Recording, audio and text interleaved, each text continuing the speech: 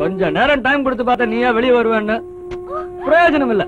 மயிலே மயிலேன்னா இந்த காலத்துல எவ்வளவு இறகு போட மாட்டேங்குது. பிக்கணும், பிச்சிடுற இரு.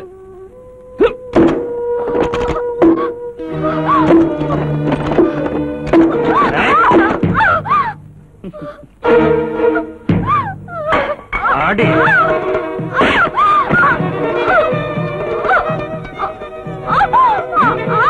அன்னைக்கு காலேஜ் டிராமா ரிஹர்சல்ல அந்த பிச்சைக்கார பைய விஜய் உன் கழுத்துல தாலி கட்டுற மாதிரி நடிச்சல்ல, இன்னைக்கு உண்மையிலேயே உன் கழுத்துல நான் தாலி கட்ட போறேன்.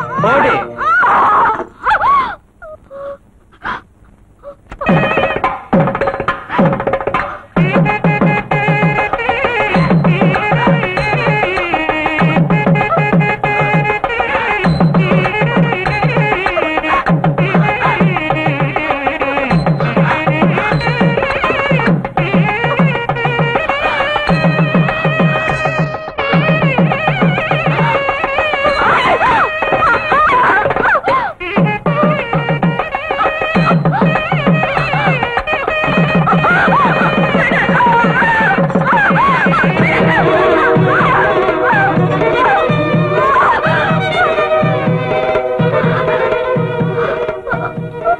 கெடுக்கணும்னா அவளை தாலி கட்டினப்புறம் தான் கெடுப்பேன்.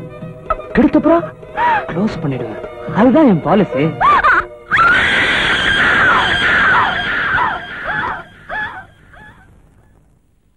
விஜய், நாம இவ்வளவு ஸ்டெப் எடுத்தோம், பிரியாவை பத்தி எந்த தகவலும் தெரியல. இப்ப என்னடா பண்றது?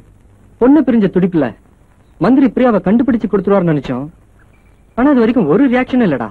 டேய், அவர் மந்திரிடா. எதை பிரிஞ்சாலும் துடிக்க மாட்டாரு, பதவியை பிரிஞ்சாதான் துடிப்பாரு. சாரிமா, உங்க அப்பாவா? இனிமே இங்க இருந்து பிரயோஜனம் இல்ல. ராணியை வீட்டுக்கு அமிச்சிட்டு நாம தான் எப்படியாவது பிரியாவை கண்டுபிடிக்கணும். விஜய், விஜய், என்னடா? நம்ம பிரியாவை யாரோ கொலை பண்ணிட்டு காலேஜ் காம்பவுண்ட் உள்ள போட்டிருக்காங்கடா. என்ன சொல்ற? பாத்தியாடா? நீ பாத்தியாடா? ஆமா, பார்த்தேன்.